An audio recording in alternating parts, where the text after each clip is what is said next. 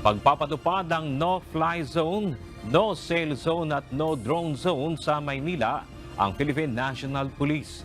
Ayon kay PNP Public Information Office Chief Police Colonel Jim Fajardo, bago umpisa ito sa January 7 at magtatagal hanggang January 10 bilang paghahanda sa seguridad na ipatutupad sa traslasyon.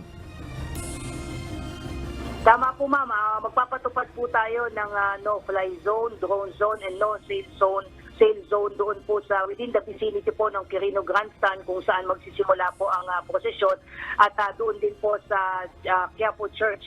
Magsisimula po yan sa January 7 at tatagal po yan hanggang January 10 po.